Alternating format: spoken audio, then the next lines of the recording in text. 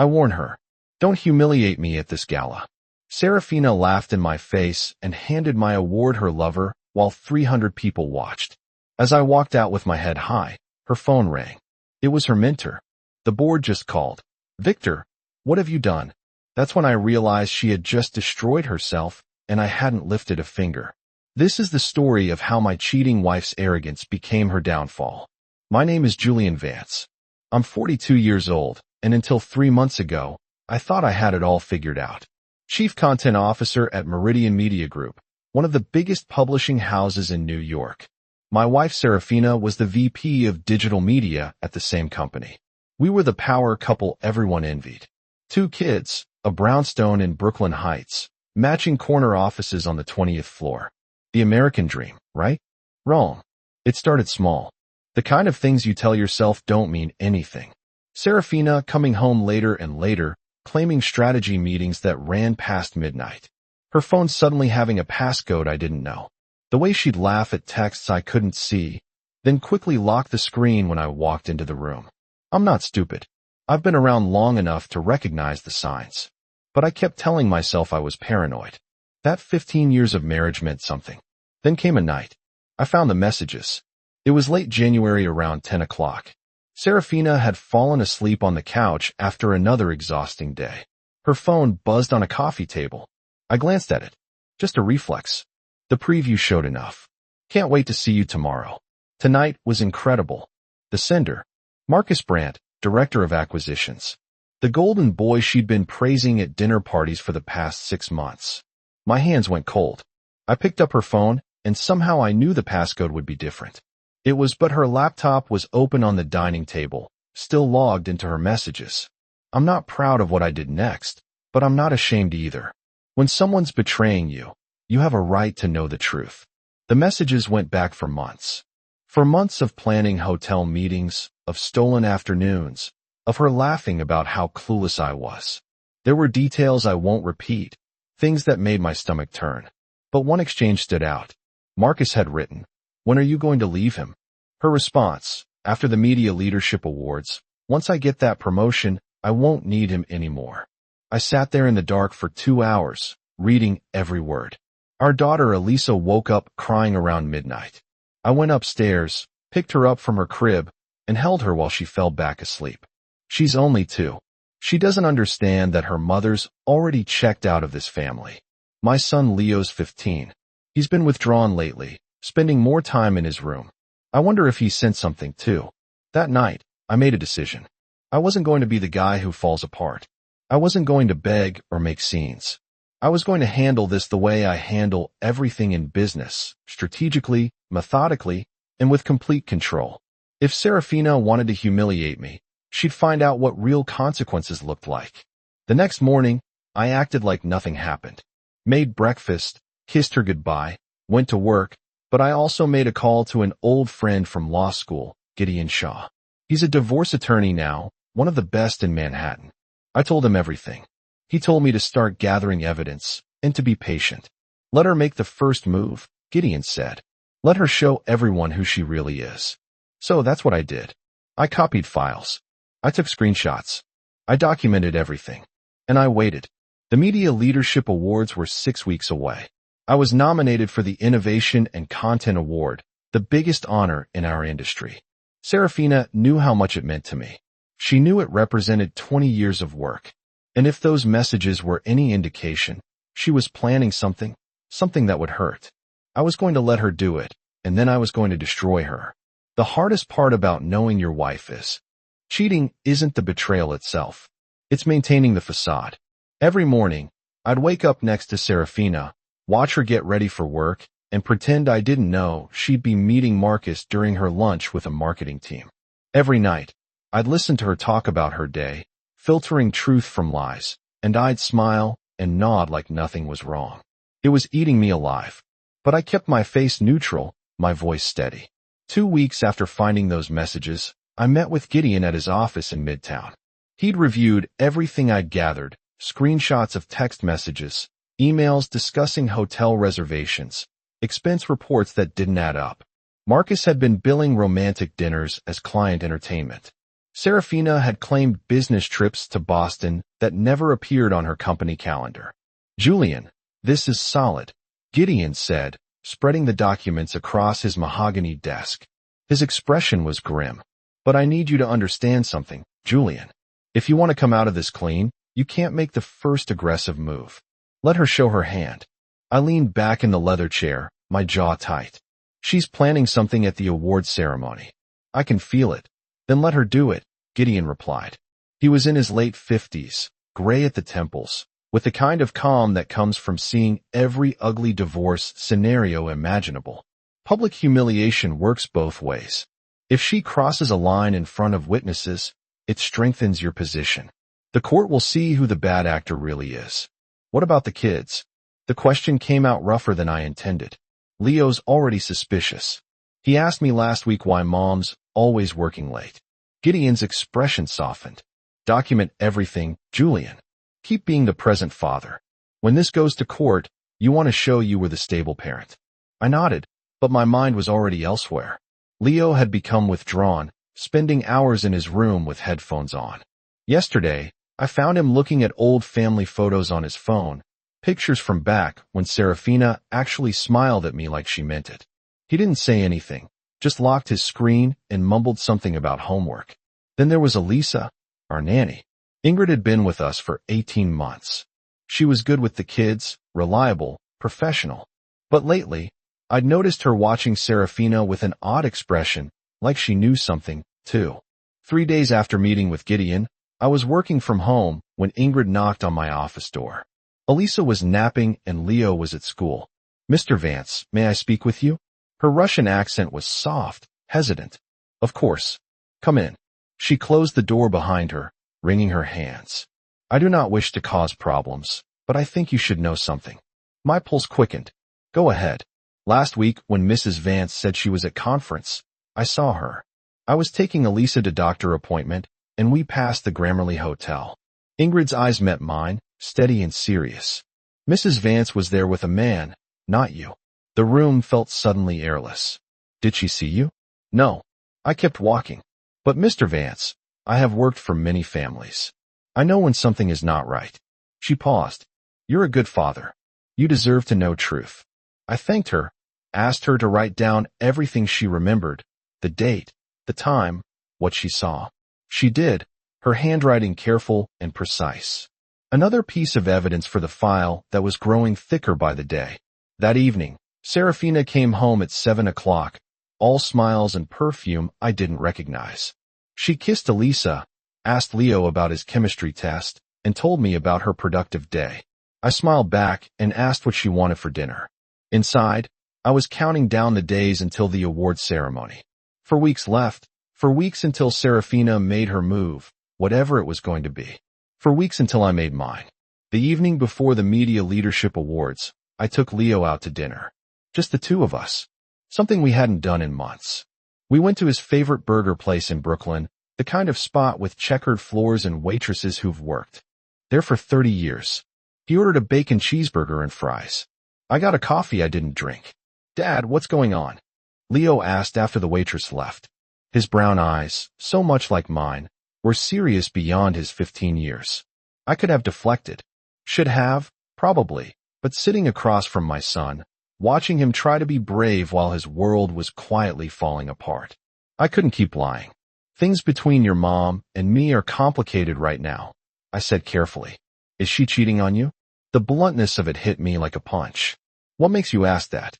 Leo pushed his fries around his plate. I'm not blind, Dad. She's always gone. She doesn't look at you the same way anymore. And last week, I heard her on the phone in the garage. She was talking to someone, saying things. He stopped his jaw working. Things a married person shouldn't say. I reached across the table and gripped his shoulder. Listen to me. Whatever happens, whatever you see or hear, you need to know this isn't your fault. You and Elisa are the best things in my life. That's never going to change. Are you getting divorced? His voice faltered slightly. I don't know yet, but if we do, I'll fight for you, both of you. I promise you that. Leo nodded, but I could see the fear in his eyes. The fear of his family splitting apart, of having to choose sides, of losing a life he'd always known. I hated Serafina for putting that fear there. Hated Marcus for being part of it. But mostly I hated myself for not seeing it sooner. When we got home, Serafina was upstairs getting ready for the awards. I could hear her in our bedroom humming some song I didn't recognize. Ingrid was reading to Elisa in the nursery. Leo went straight to his room and closed the door.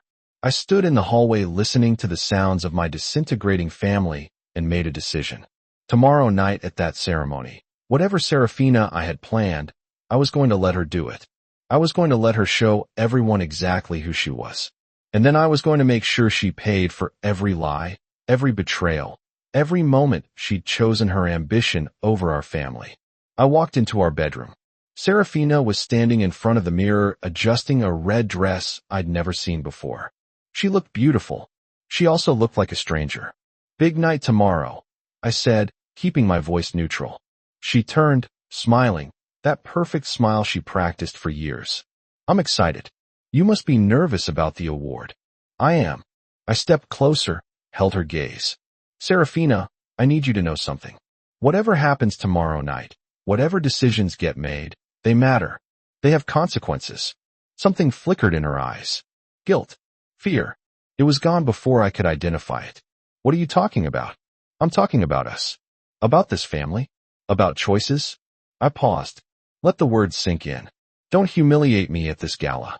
Whatever you're thinking, whatever you're planning, don't." She laughed. Actually laughed. "Julian, you're being paranoid. I don't know what you think I'm planning, but you're imagining things." "Am I?" "Yes." She turned back to the mirror, dismissing me. "Get some sleep. You want to be rested for tomorrow." I left the room without another word. She made her choice. Now I'd make mine. The grand ballroom of the Plaza Hotel was packed with everyone who mattered to media. Publishers, editors, content creators, all dressed in their finest, drinking champagne and pretending the industry wasn't dying a slow death. I stood near the bar with Gideon, who'd come as my guest, watching Serafina work the room in that red dress. She was radiant, confident, touching Marcus's arm just a little too long when they spoke. "She's going to make her move tonight," I said quietly. Gideon sipped the scotch. "Are you ready?" "I've been ready for weeks."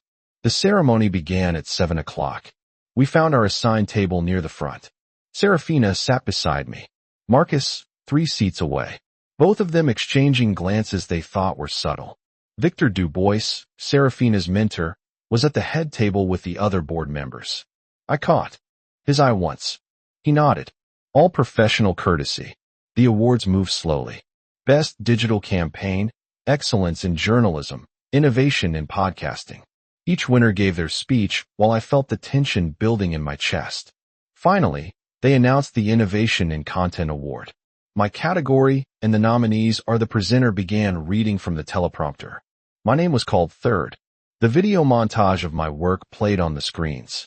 20 years of building brands, launching platforms, transforming how people consume media. The room applauded politely. Then something strange happened. Instead of the presenter announcing the winner, Serafina stood up. She walked to the stage like she owned it, took the microphone from the confused presenter's hand, and smiled at the audience. "I'm sorry for the interruption," she said, her voice smooth and practiced. "But as VP of Digital Media and a member of the awards committee, I wanted to personally present this particular honor. The Innovation and Content Award represents vision, creativity, and leadership." My stomach dropped. This was it. Whatever she planned, it was happening now. "We had many deserving candidates this year," Serafina continued, looking directly at me. "But true innovation requires courage. It requires someone willing to take risks to challenge the status quo."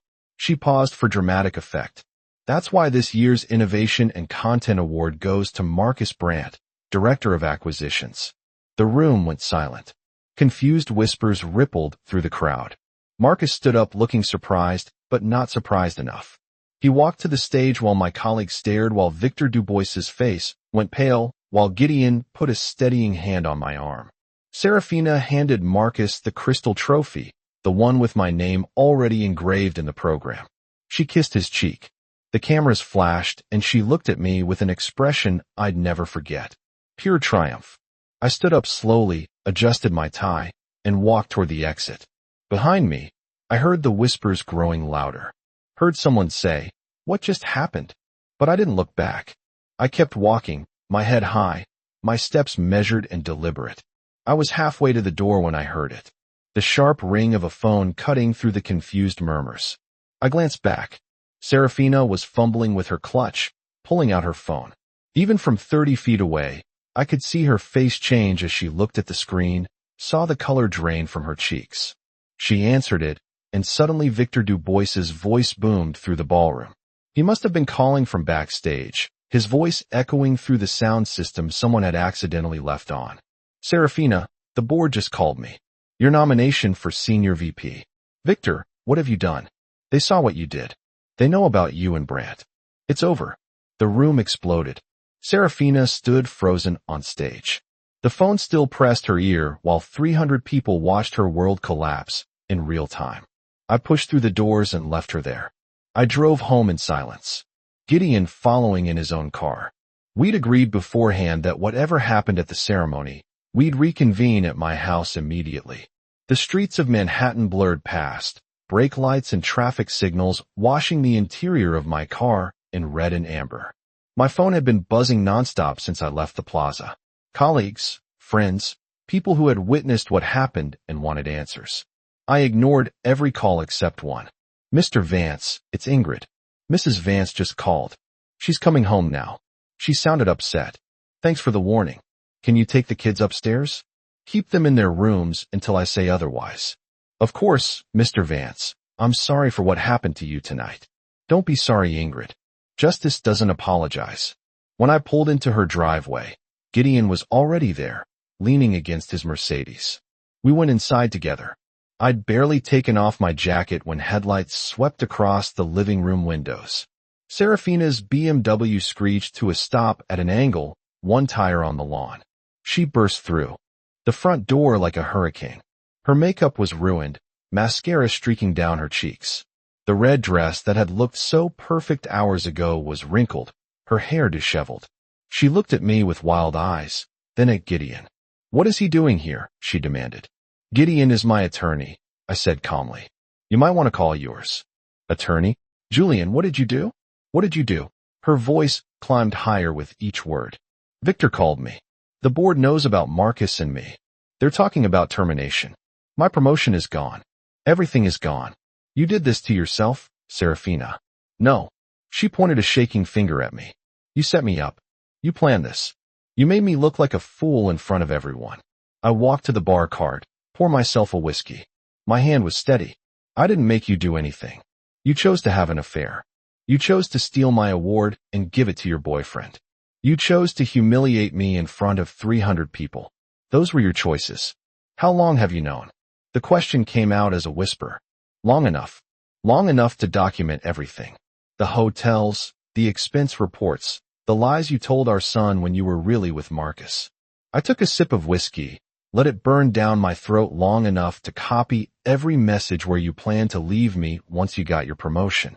Serafina sank onto the couch, her face in her hands. "This will ruin me, my career, my reputation, everything I've built. You should have thought about that before you destroyed our marriage." She looked up at me, and for a moment I saw something that might have been genuine remorse. "Julian, please. We can fix this. We can go to counseling, work things out.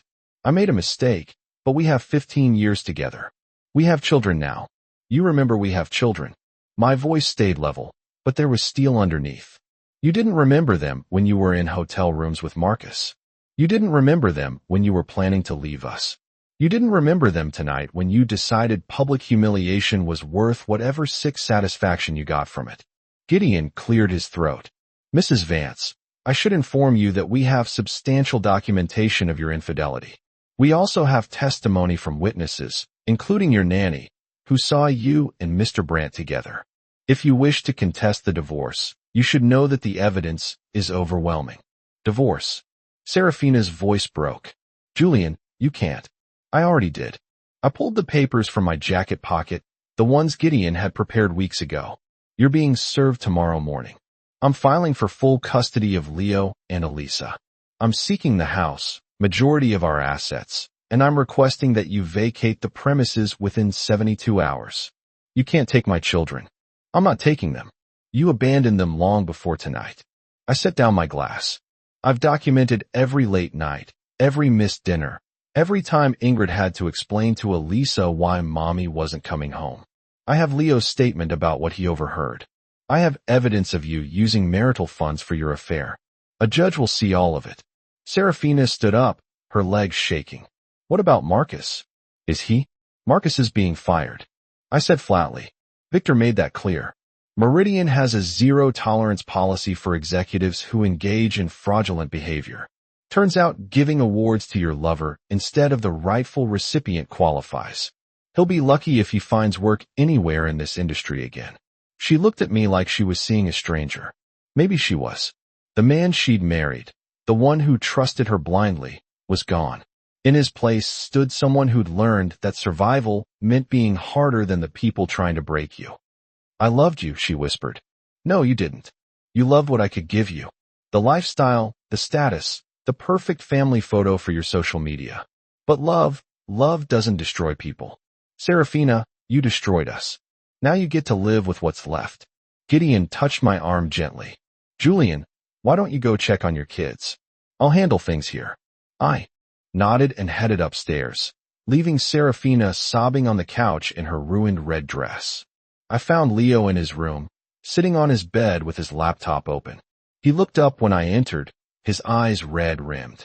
Elisa was asleep in the nursery. Ingrid sitting in the rocking chair beside her crib like a guardian angel.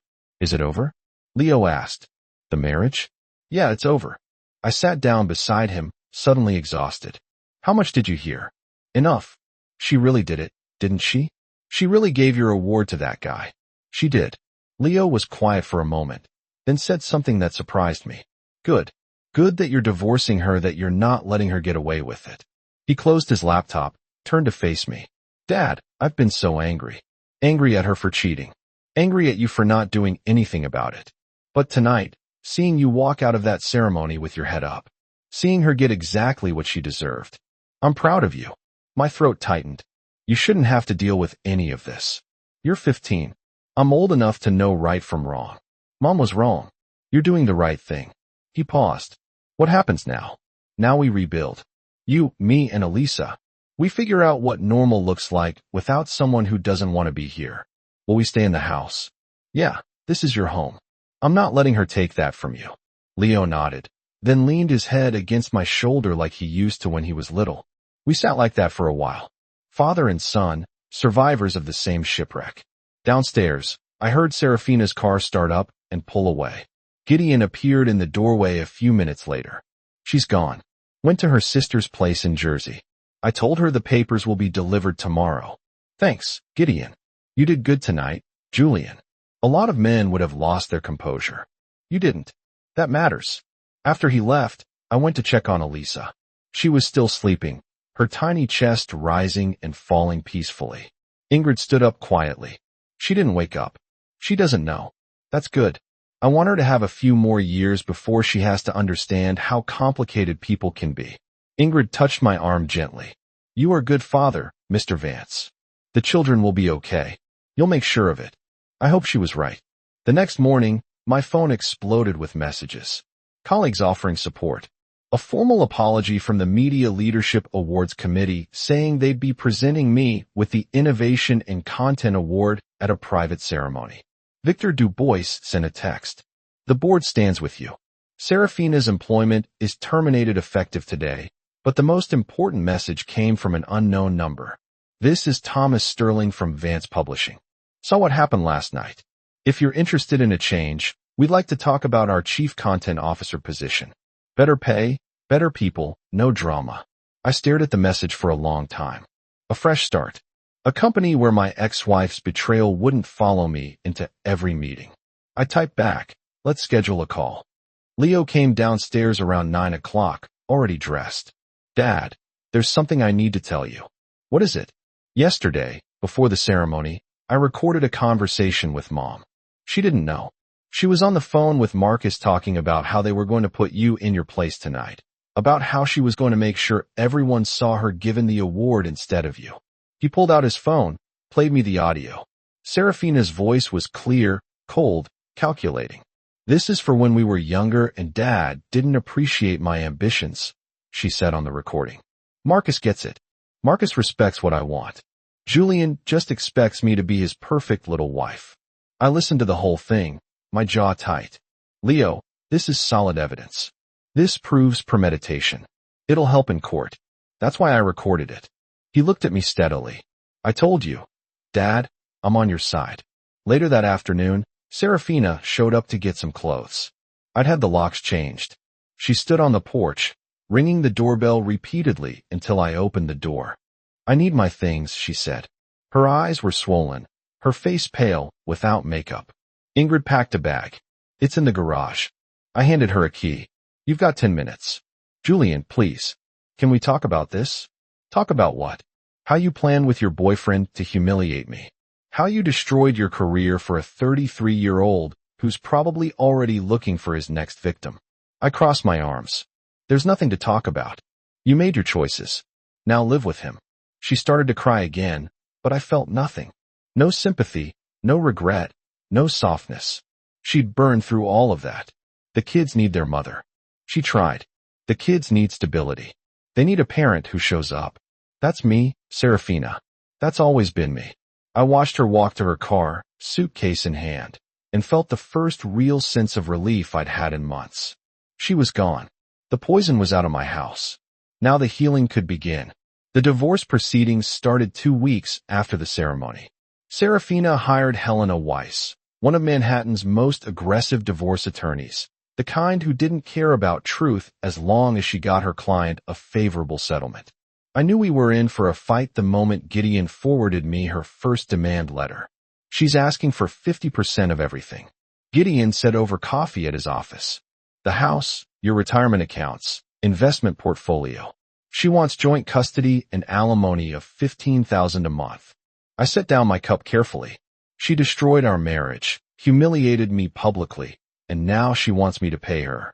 That's exactly what she wants. Helena Weiss specializes in painting men as the villains regardless of the facts. We need to be prepared for her to get ugly.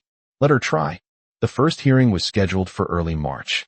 I showed up in a navy suit, Leo beside me in khakis and a blazer. He'd insisted on coming. Wanted to show the judge who was really taking care of the kids. Serafina arrived with her attorney looking polished and professional in a gray suit. Her hair pulled back. She lost weight. Good. Guilt and stress had a way of eating at people. The judge, a woman in her 60s named Judge Eleanor Rossi, reviewed the initial filings with a stern expression. She looked at both of us over her reading glasses. "I've reviewed the preliminary evidence. Mrs. Vance, I'm particularly troubled by the allegations of infidelity and professional misconduct. Would you like to address these?" Helena Weiss stood smoothly. "Your Honor, my client admits she made a mistake in her personal life. However, she's a devoted mother who's been unfairly demonized by her husband. Mr. Vance has weaponized a difficult period in their marriage to alienate their children and seize marital assets." Judge Rossi's eyebrow raised.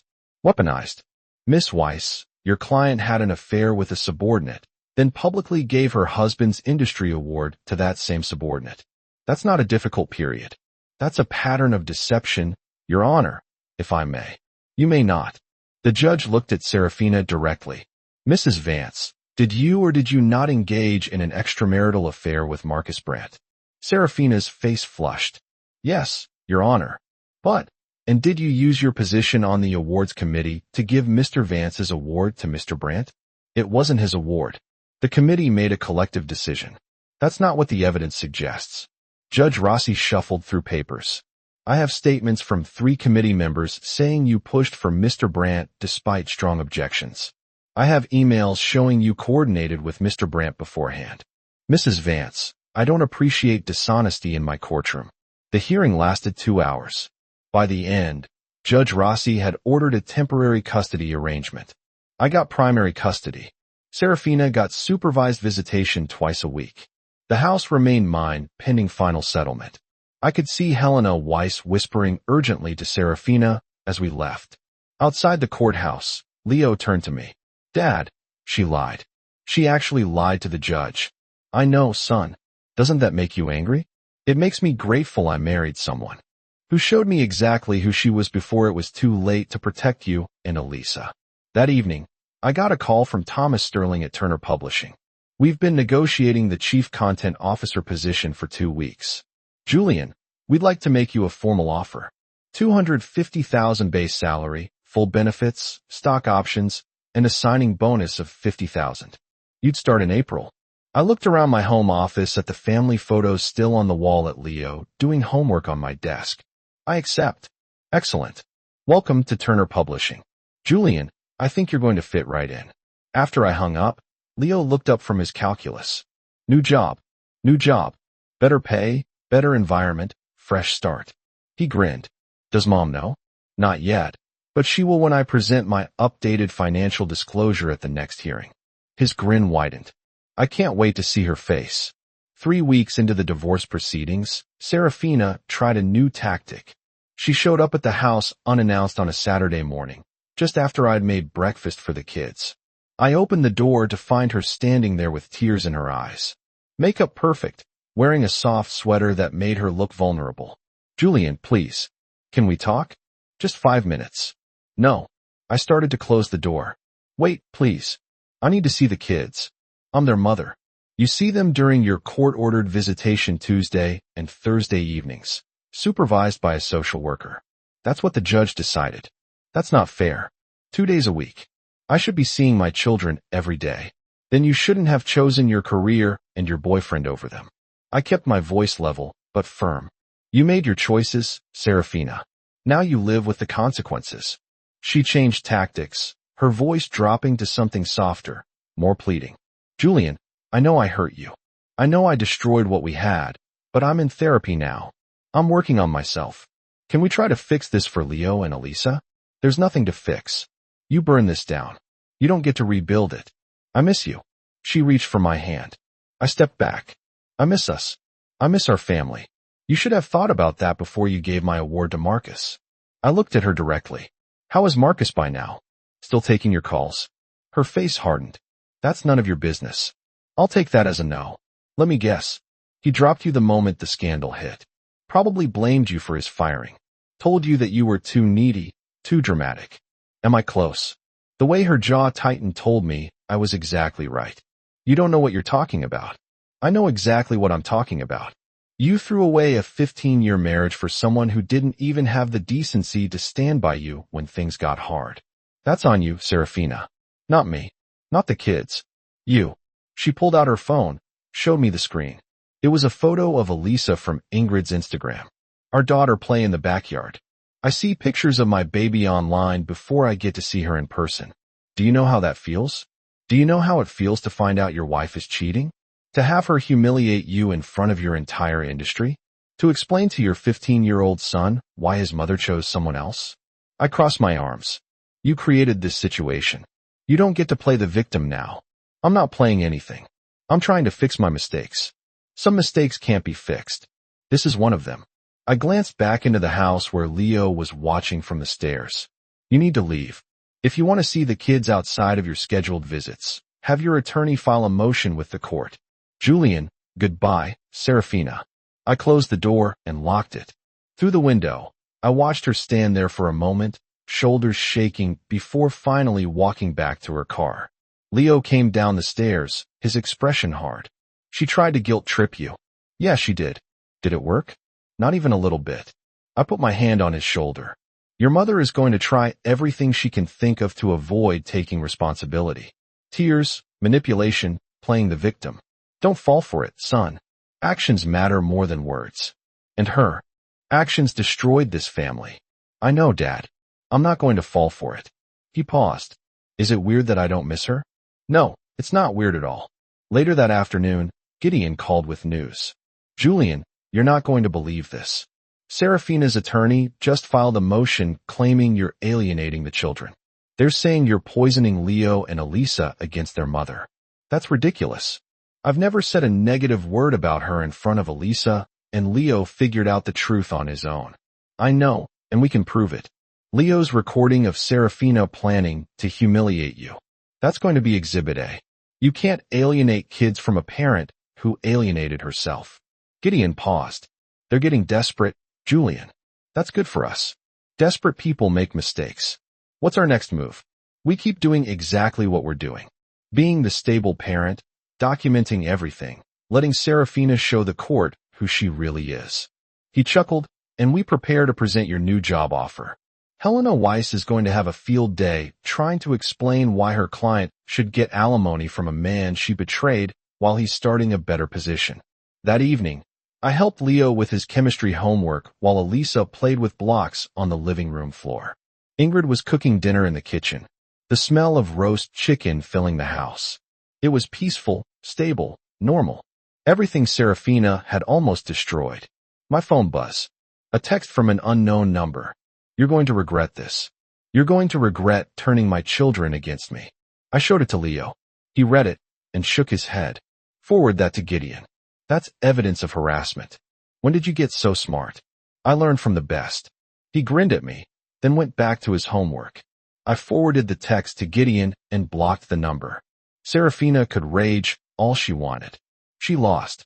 She just didn't know it yet. The final divorce hearing came in late April, 3 months after that disastrous ceremony. The courtroom was the same, Judge Eleanor Rossi presiding, but everything else had changed. I sat with Gideon, confident and prepared. Serafina sat with Helena Weiss, looking defeated. Judge Eleanor Rossi reviewed the case file. I've examined all evidence submitted by both parties. Mr. Vance, I see you've accepted a position at Turner Publishing. Congratulations. Thank you, Your Honor. Mrs. Vance, I see you found employment as a marketing consultant. Part-time position, correct? Serafina's voice was quiet. Yes, Your Honor. The judge looked over her glasses. Let me be clear about my findings. Mrs. Vance engaged in an extended affair, misused her professional position, and showed consistent disregard for her family obligations. Mr. Vance, meanwhile, has been the primary caregiver, maintained stable employment, and acted in the children's best interests throughout these proceedings. Helena Weiss tried to interject, but Judge Eleanor Rossi held up her hand. I'm awarding primary custody to Mr. Vance. Mrs. Vance will have supervised visitation every other weekend until she can demonstrate 6 months of stability. Mr. Vance retains the family home. Assets will be divided 60-40 in Mr. Vance's favor, accounting for Mrs. Vance's financial misconduct. Alimony is denied. Serafina's face went white. Your Honor, please. My decision is final. This court is adjourned. Outside, Leo was waiting with Ingrid and Elisa. He looked at me, and I nodded. He grinned. We won. We won. That evening, Serafina's father called me. Elias, the retired military man who'd apologized months ago, had stayed in touch. Julian, I heard about the ruling. I want you to know I think the judge made the right call. Thank you, Elias. That means a lot. Those kids need stability. You're giving them that. Serafina, he sighed heavily. She made her bed. Now she's got a lie in it. But I hope you'll still let me see my grandchildren. Of course. You're always welcome, Elias. You didn't do anything wrong. Thank you, son. You're a good man. Better than my daughter deserved. A week later, I started at Turner Publishing. The office was in Midtown, modern and bright, filled with people who didn't know my history. Thomas Sterling introduced me around, and I felt something I hadn't felt in months. Optimism. My phone buzzed during lunch. A text from an unknown number, but I recognized the area code.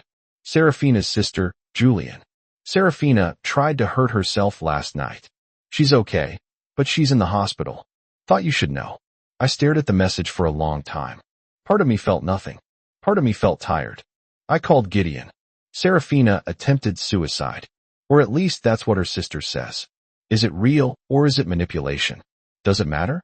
Either way, it's not my problem anymore. Cold, but accurate. Do not reach out to her, Julian. Do not give her any opening. I didn't. I forwarded the message to her attorney and went back to work. Whatever Serafina was going through, she created it herself. 10 months after the ceremony, life looked completely different. I woke up in my own bed, in my own house, with the morning sun streaming through windows that Serafina would never see again. Down the hall, I could hear Leo getting ready for school. Downstairs, Ingrid was making breakfast for Elisa. I'd been at Turner Publishing for 6 months. The work was challenging.